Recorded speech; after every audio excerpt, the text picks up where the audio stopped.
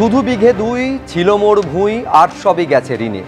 এর পাশাপাশি রাখুন বিঘে 2 জমির ওপর সন্দীপ ঘোষের আলিশান বাংলো। সেই সন্দীপ ঘোষ দুর্নীতির মামলায় যাকে সিবিআই নিজেদের হেফাজতে পেয়েছে, সেই সন্দীপ ঘোষ সর্বোচ্চ আদালতে আজকে যিনি ধাক্কা খেয়েছেন। এখন এই দুর্নীতির সঙ্গে আলিশান বাংলো সরাসরি কোনো সম্পর্ক রয়েছে কিনা সেটা খুঁজে বের করার দায়িত্ব হচ্ছে কেন্দ্রীয় সংস্থার। কিন্তু আজ একযোগে প্রায় 11টি জায়গায় অভিযান চালালো এনফোর্সমেন্ট ডিরেক্টরেট।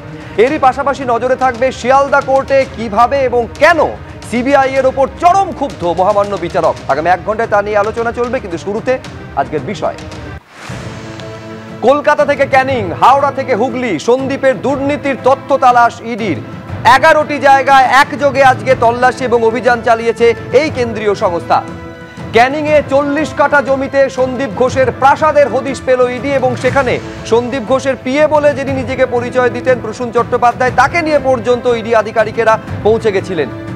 সন্দীপের সুপ্রিম ধাক্কা, এখন হস্তক্ষেপের প্রয়োজন নেই। দুর্নীতি মামলায় সিবিআই বহাল। একেবারে কলকাতা হাইকোর্ট যে দুর্নীতির খোঁজ করতে সিবিআই এর উপর নির্দেশ দিয়েছিল, সেই সিবিআই তদন্ত সুপ্রিম কোর্টেও বহাল রইল। একেবারে সন্দীপ ঘোষের যে আবেদন খারিজ করে দিয়েছে সর্বোচ্চ আদালত। সর্বোচ্চ থেকে সর্বনিম্ন দরপত্র দিতেন সন্দীপেরই লোক। সিবিআই এর সূত্রে বিস্ফোরক দাবি। একেবারে এইখানে হচ্ছে মূল প্রশ্ন, যে ওপর থেকে স্বচ্ছতা রয়েছে এইটা দেখানোর জন্য নিচের তলায় কি দুর্নীতি এইভাবে সন্দীপ ঘোষ করতেন?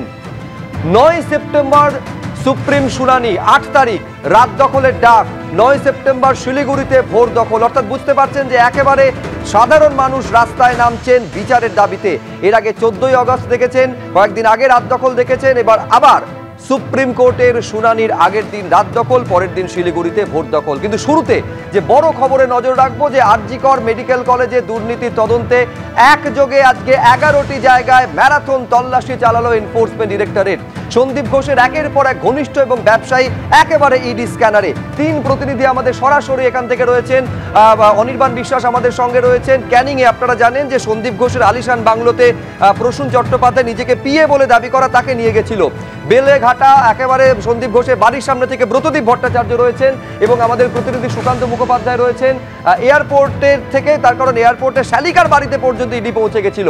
কিন্তু সরাসরি অনির্বাণ, আমি তোমার কাছে এখানে জানতে চাইবো যে তার মানে কি দীর্ঘ সময় পর, বেশ কয়েক ঘন্টা পর ইডি সেখান থেকে বেরিয়ে গেল সন্দীপ ঘোষের আলিশান বাংলো থেকে?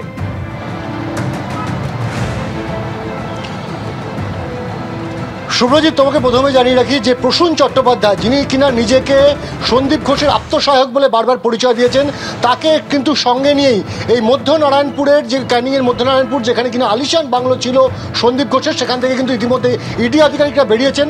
আমার সামনে যে গাড়ি রয়েছে, এই গাড়িতেই কিন্তু রয়েছেন সন্দীপ ঘোষের আত্মসহায়ক পরিচয় দেওয়া প্রসূন চট্টোপাধ্যায়, এবং তাকে নিয়ে এই মুহূর্তে চম্পাহাটির দিকে যাচ্ছে ইডি আধিকারিকরা। এখন দেখার যে তাকে নিয়ে সন্দীপ ঘোষের আরও কোনো ঠিকানায় কি পৌঁছে যাচ্ছেন ইডি আধিকারিকরা, নাকি তাকে নিয়ে কলকাতার দিকে ইডি অফিসের দিকে যাওয়া হচ্ছে।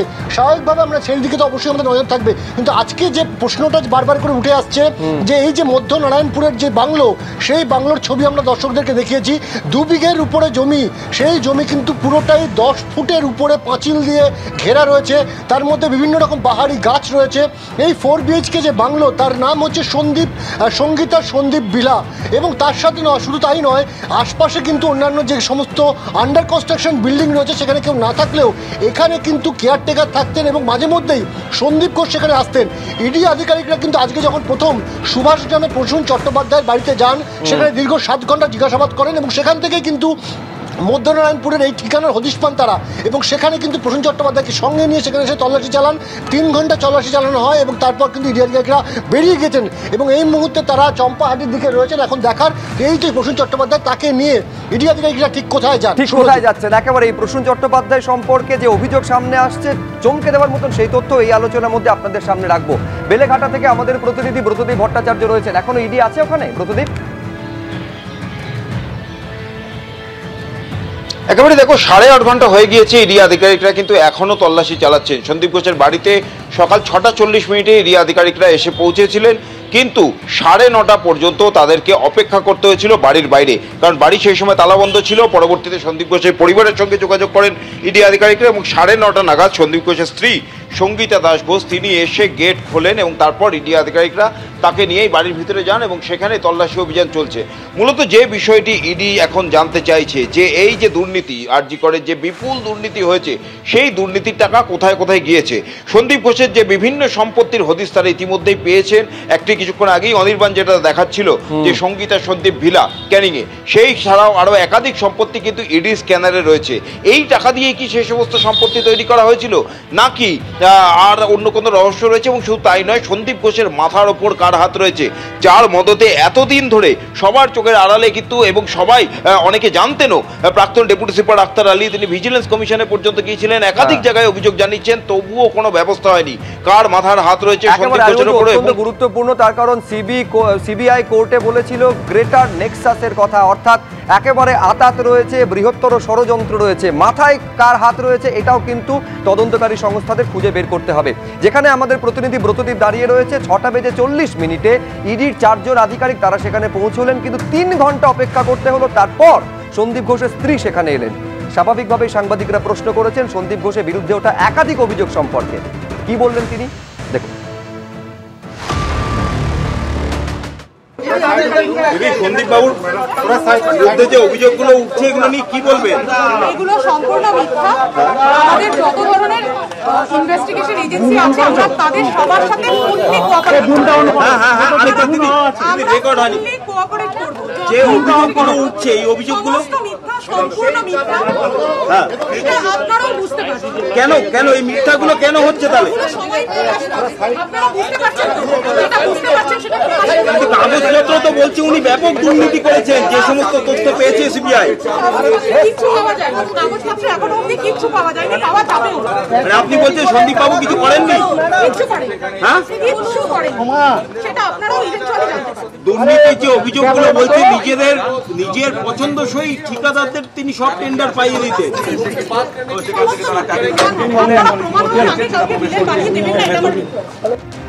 এইবার আপনাদের এয়ারপোর্টে নিয়ে যাব, তার কারণ এই ফ্ল্যাটের ঠিক যে ফ্ল্যাটের সামনে থেকে, যে অ্যাপার্টমেন্টের সামনে থেকে সুকান্ত মুখোপাধ্যায় দাঁড়িয়ে রয়েছেন, সেখানে সন্দীপ ঘোষের শ্যালিকার ফ্ল্যাট রয়েছে, সেখানে পর্যন্ত ইডি পৌঁছে গেছেন। কি আপডেট রয়েছে সুকান্ত, এখনো রয়েছে?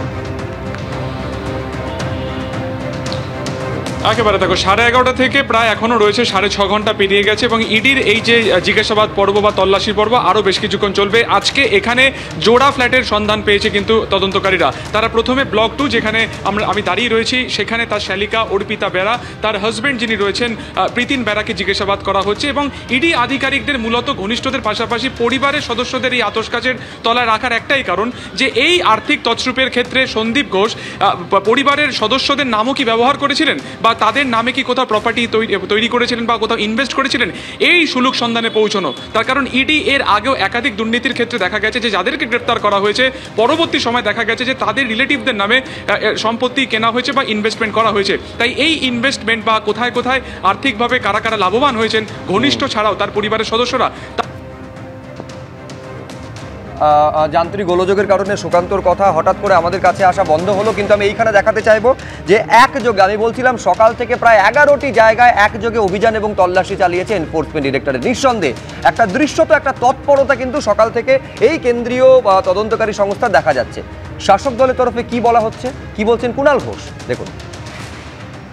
দুর্নীতির অভিযোগ যেখানে আছে সেখানে ইডি যদি তদন্ত করে, যার বাড়িতে যাক, যার বাড়িতে যাক, সম্পূর্ণ তদন্তের ব্যাপার। এ বিষয়ে আমাদের কারুর কোনো বক্তব্য নেই। দুর্নীতির অভিযোগে সারবত্তা থাকলে তারা, যাদের বিরুদ্ধে তদন্ত চলছে, আই রিপিট, তারা উচ্ছন্নে যাক, তার সঙ্গে আমাদের কোনো সম্পর্ক নেই। এবার এ বিষয়ে যদি কিছু বলার থাকে, যাদের বিরুদ্ধে অভিযোগ উঠছে তারা এবং তাদের আইনজীবীরা বলবেন। এই বিষয়ে আমাদের দলের কোনো বক্তব্য নেই। তদন্তের মতো চলুক, আইনের পথে চলবে। একেবারে আইনের পথে চলুক। আমি সর্বরিদির কাছে শুরুতে আসতে চাইবো। এই ছবিটা আমি দর্শকদের একবার দেখানোর জন্য অনুরোধ করব, যেখানে হচ্ছে এই বাড়িটা, এই যে বাড়ির ছবি দেখছেন, একেবারে সুবিশাল বাংলো। এখনো পর্যন্ত যা জানা গিয়েছে 4 BHK এবং তাতে ভেতরে সুইমিং পুল পর্যন্ত নাকি রয়েছে। এই দেখছেন সবুজে ঘেরা প্রাসাদোপম বাড়ি, একেবারে ভেতরে আমি বলছি গাছগাছালিতে ভরপুর, নাম হচ্ছে সঙ্গীতা সন্দীপ ভিলা। এইরকম একটা বাড়ি কিন্তু আগে একাধিক বাড়ির আমাদের স্মরণে আসছে। বোলপুরে দর্শকদের স্মরণে থাকবে পার্থ চট্টোপাধ্যায়ের অপা নামে বাড়ি। অনেকে বলে থাকেন যে অর্পিতা এবং পার্থ তার আদ্যক্ষর মিলিয়ে নাকি এই নাম রাখা হয়েছিল। খুব রিসেন্টলি আরিয়াদহে জয়ন সিং এর সেই সাদা বাড়ি, দুধ সাদা বাড়ি, আমি বলছি এর সঙ্গে সর্বরিধি কোনো মিল আছে কিনা, মানে আমি বলছি কোনো সরাসরি যোগাযোগ রয়েছে কিনা দুর্নীতির, সেটা তো কেন্দ্রীয় তদন্তকারী সংস্থা সেটা খুঁজে বের করবে। কিন্তু এই বাড়ি এখনো সূত্র মারফত যেটা সামনে আসছে, একাধিক প্রপার্টির হদিশ নাকি কেন্দ্রীয় তদন্তকারী সংস্থারা পেয়েছেন, যার একটা হচ্ছে এই বাড়ি। দেখুন, একাধিক তথ্য সামনে আসছে, এরপরে আমরা হাঁ করে তাকিয়ে দেখব। তৃণমূলের কল্যাণে আমরা গত 12 বছর ধরে টাকার পাহাড় দেখেছি।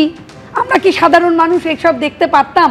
ধরুন এই যে একটা বিলাসবহুল বাড়ি দেখাচ্ছেন, একজন ডাক্তার, তার একটা এরকম ধরনের বাড়ি, এটা যে হতে পারে এ তো হিন্দি সিনেমাকে হার মানিয়ে দিয়েছে। একটা মিল বলি, আমি একটা মিল বলি, জাস্ট এটা আমার মাথায় এলো। হ্যাঁ, সেটা হচ্ছে বোলপুরে অপাদ, প্রথমে অর্পিতা তারপর পার্থ, মানে প্রথমে অর্পিতার নাম তারপরে পার্থর নাম, সঙ্গীতা সন্দীপ।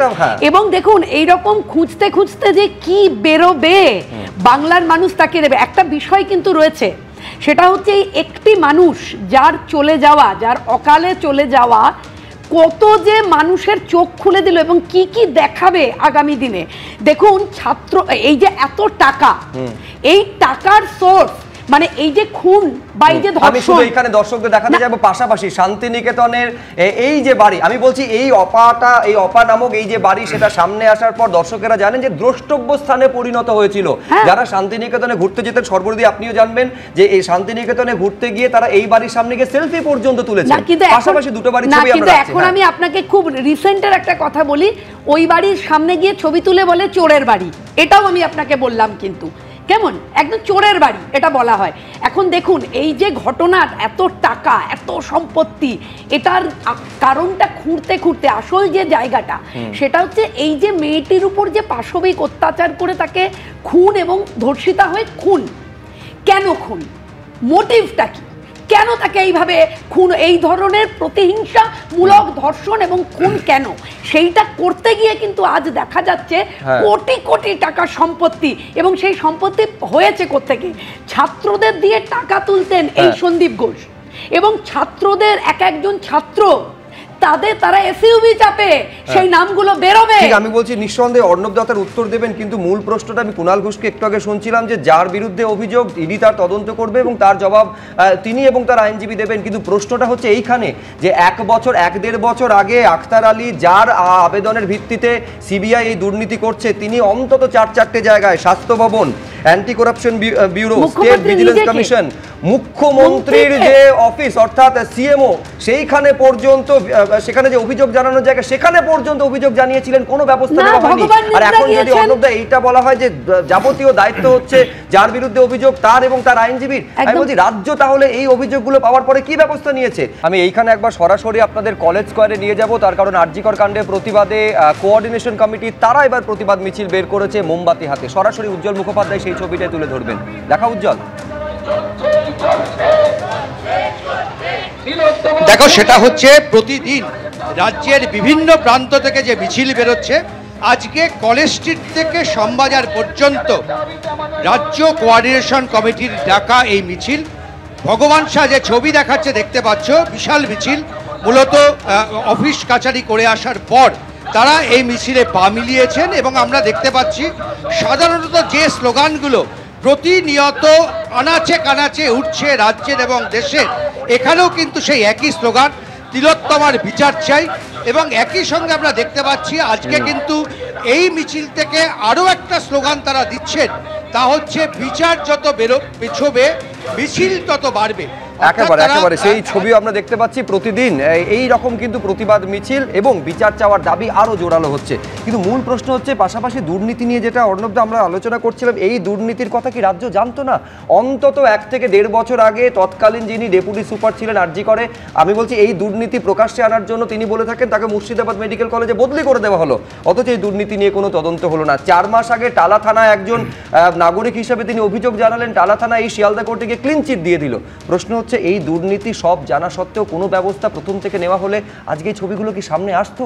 দেখুন এই নৃশংস হত্যা এবং যে নৃশংস ধর্ষণ, এই ধর্ষণের ঘটনাটা সামনে আসার পর এই পুরো জিনিসটা এরকমভাবে ফ্ল্যাশ করেছে এবং এই ফ্ল্যাশটা করবার পর থেকে দেখুন ইডি যখন থেকে হাতে নিয়েছে বা সিবিআই যখন থেকে হাতে নিয়েছে, খুব পরিষ্কার করে প্রশাসন এবং শাসক দলের তরফ থেকে পরিষ্কার করে বলা হয়েছে, সবটা সত্যি বলছেন কি? আমি বলছি এইটা ফ্ল্যাশ করা প্রথমে আমি বলছি একেবারে হুইসেল ব্লোয়ারের কাজ করেছিলেন আখতার আলী এবং তার জন্য তাকে বদলি করে দেওয়া হলো, কোনো ব্যবস্থা হলো না। ঠিক, আপনি ঠিকই বলছেন। আমি একটু আপনাকে এখানে বলে দিই, দেখুন একটা এত বড় একটা সিস্টেম, সেই সিস্টেমের মধ্যে কোথাও কোনো দুর্নীতি থাকবে না এটা তো হয় না, থাকতে পারে, এর মধ্যে দুর্নীতি কোথাও থাকবে না সারা ভারতবর্ষে, তৃতীয় বিশ্বের মধ্যে একটা দেশে, সেখানে একটা সিস্টেমের মধ্যে দুর্নীতি থাকবে না, থাকতে পারে, কিন্তু আপনি আজকে যে ছবিগুলো এখানে দেখাচ্ছেন, যে ছবিগুলো দেখাচ্ছে ব্যবস্থাটা কোথায়, সেটাই আজকে সিবিআই কে ধর্ষণা করেছে, তারা কেন স্লো এত, তারা কেন আজকে কৌশলী যায়নি, তাদের প্রশ্ন করা হচ্ছে। স্বাস্থ্য ভবন, anti corruption bureau, state vigilance commission, মুখ্যমন্ত্রী দপ্তরে যে গ্রিভান্স সেল, তারা কি করছিল? টালা থানা কিভাবে ক্লিন চিট দিয়ে দিল? আজকে সমস্ত খবরের কাগজ এবং সমস্ত সংবাদ মাধ্যমে সকালের বেলার খবর, ভারতবর্ষের আমাদের যে প্রধানমন্ত্রীর ঘনিষ্ঠ সবচেয়ে বড় শিল্পপতি, তার 45,000 কোটি টাকার যে আমি এই ছটায় আপনাদের দেখিয়েছিলাম, এই সিবিআই একেবারে তথ্য দিয়ে আদালতে জানাচ্ছে যে এই সন্দীপ ঘোষের বাড়ির ভেতরে তার বিরুদ্ধে ওটা অভিযোগ অরিজিনাল কপি, যে তদন্ত হয়েছে, তদন্ত রিপোর্ট সন্দীপ ঘোষের বাড়িতে পাওয়া যাচ্ছে, যার বিরুদ্ধে অভিযোগ তার বাড়িতে যাবতীয় কিছু পাওয়া যাচ্ছে। ফলে একেবারে কোর্ট যখন প্রশ্ন করেছিলেন মহামান্য প্রধান বিচারপতি কলকাতা হাইকোর্টের, সন্দীপ ঘোষ প্রভাবশালী, এই একটা ঘটনা, হাজারো ঘটনা রয়েছে, এটা প্রমাণে কি যথেষ্ট নয় যে সন্দীপ ঘোষ কতটা প্রভাবশালী, কতটা ইনফ্লুয়েন্সিয়াল?